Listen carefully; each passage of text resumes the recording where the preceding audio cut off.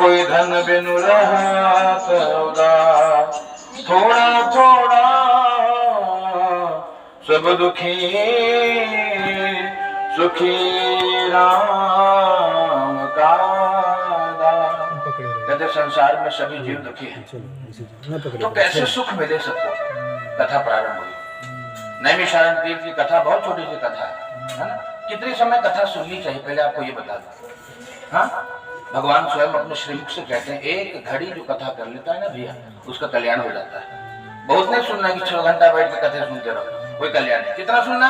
एक घड़ी। अच्छा, एक घड़ी मतलब कितना समय? नहीं, एक घड़ी मतलब 24 मिनट। कलयुग में भगवान ने कंसेशन देकर रखा है, 24 मिनट मात्र कथा सुन लीजिए, कल्याण तो संभव है साहब। क्या मिलेगा? धन धान्य सुख शांति, जो चाहोगे वो ठाकुर जी दे देते हैं। और होता क्या है, लोग 10-10 घंटे बिना मन के भगवान की पूजा किए जा रहे हैं, कोई लाभ नहीं। हाँ, भगवान की पूजा के लिए करना क्या? भगवान स्वयं कहते हैं भगवान मिलेंगे कब? भगवान ने कहा कि अगर मुझे पाना है ना भैया, तो कैसे पाइए? सुंदरकांड करना पड़ेगा, है ना। सुंदरकांड में एक चौपाई खाली जान जाइए, भगवान को पा जाओ। कौन सी चौपाई?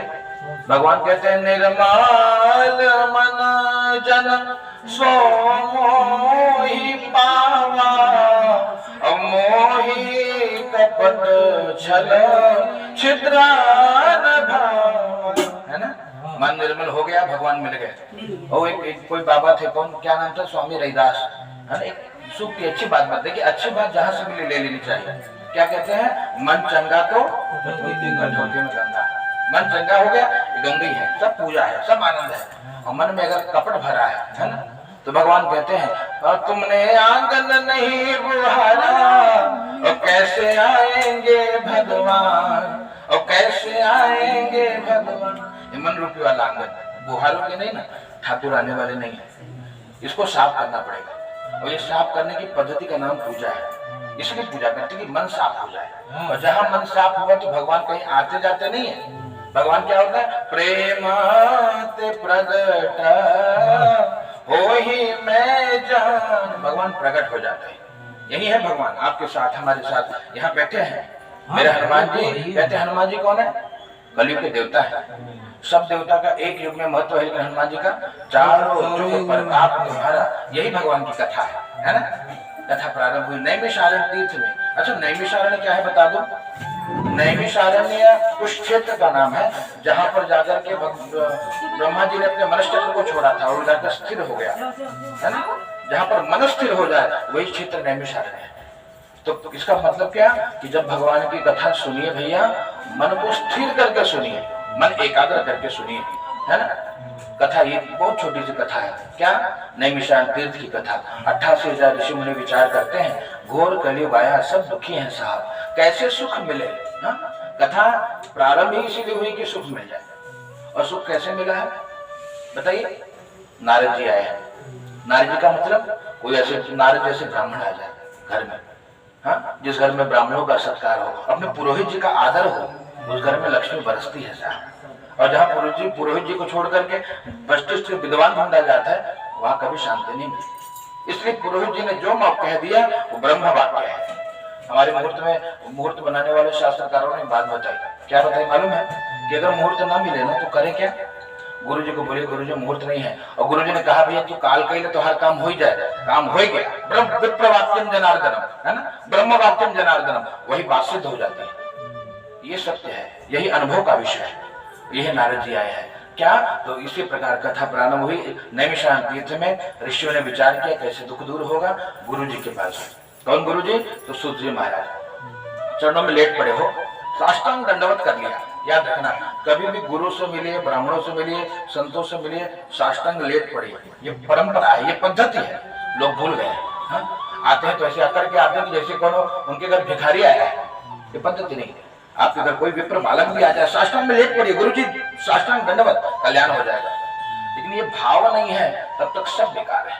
हाँ, यही बात है। गुरु के चरणों में लेट पड़े, साष्टांग उठाया महाराज जी ने। सोचिए महाराज, उठो भैया, क्या बात है भैया, क्या समस्या है? कहा हमारा समस्या कुछ नहीं, आपकी कृपा से सब काम हो रहा है। लेकिन भविष्य में जो हमारे संतान होंगे ना, वो न देवताओं को मानेंगे, न ब्रह्म को मानेंगे, न वेद को मानेंगे, न शास्त्र को मानेंगे, उनकी चिंता हो रही है। उनका कल्याण कैसे होगा? तो बोले भैया उनका भी कल्याण हो जाएगा। कैसे होगा? कहा भैया एक छोटा उपाय बताता हूँ आपको। तो सूर्य महाराज ने कहा प्रभु बता ही दीजिए, छोटा उपाय बताना, बड़ा वाला मत बताना। बड़ा वाला मतलब नवचंडी करा लो, सतचंडी करा लो, महामृत्युंजय करा लो, कल्याण है चकाचक। हाँ लेकिन नहीं, छोटा उपाय बताइए। बताया। आप लोग जो पूछ रहे हो ना भैया, एक बार नारद जी आए थे। अनेक लोगों में भ्रमण करने के बाद श्री नारद जी आए हैं, और नारद जी भगवान से जो पूछा है नारद जी ने, और भगवान ने जैसा बताया है वही बता रहा हूँ। बोले मतलब यही, ये प्रश्न नारद जी का प्रश्न जो आज आप पूछ रहे हो ना, साधु पृष्ठम त्वया वत्सा लोकानुग्रह कांक्षया। क्यों ये कथा इसीलिए प्रसिद्ध है क्योंकि इसमें परहित की बात है, और जिस हृदय में परहित की भाव है ना, इस हृदय में भाव हो कि ब्राह्मणों का कल्याण हो, हृदय में भाव हो कि संतों का कल्याण हो, हृदय में भाव हो अपने परिवार का कल्याण हो, ऐसा जीव सुखी रहता है। और जो दूसरों का खसोट करके अपने रोटी भरी के चक्कर में पड़ा है, उसको भगवान कभी क्षमा नहीं करते। यही तो धर्म है ना साहब, बांट के खाने का एक अलग आनंद है। नारद जी को पूछा तो नारद जी अनेक लोगों में भ्रमण करने के बाद नारद जी मृत्यु लोक में आए हैं।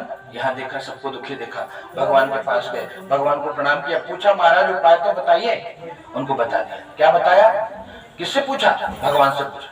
भगवान से उपाय पूछा, भगवान ने उपाय बताया, सत्यनारायण व्रत को करिए। नारद जी एकदम आनंदित हो गए, गदगद हो गए नारद जी। नारद जी ने 4 प्रश्न पूछ लिया। क्या पूछा? किम फलम किम विधानम च अकृतम केनेव तत्प्रतम। महाराज फल क्या है? बोले भैया जो चाहोगे मिल जाएगा।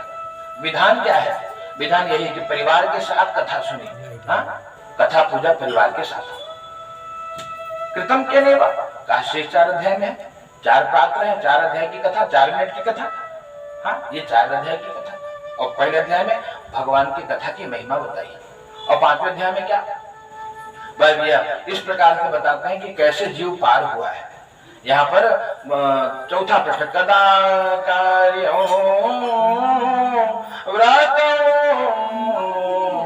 प्रभो, है ना?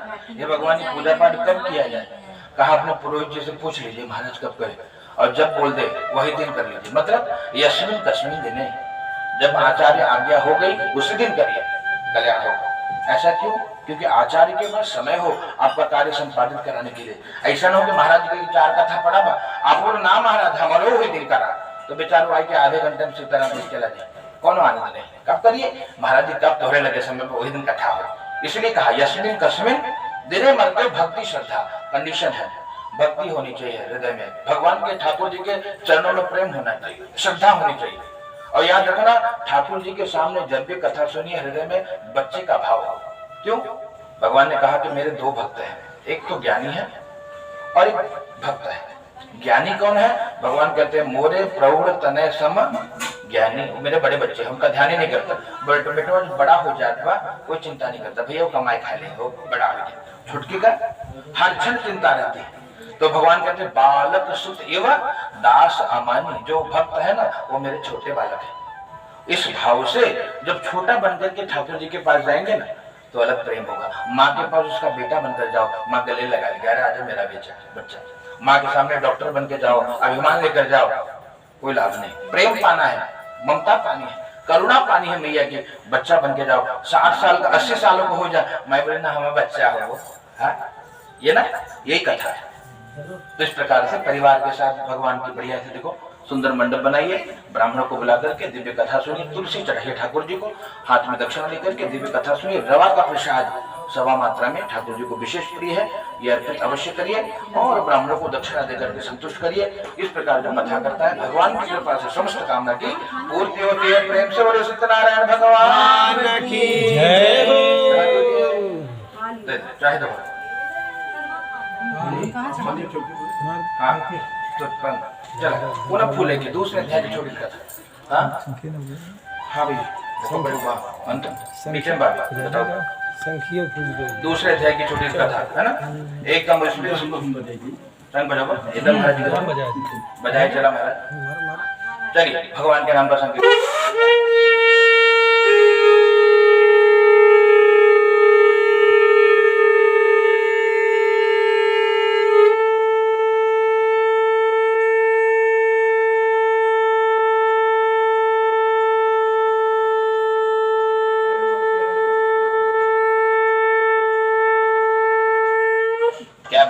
श्रीमन्नारायणाय नमः।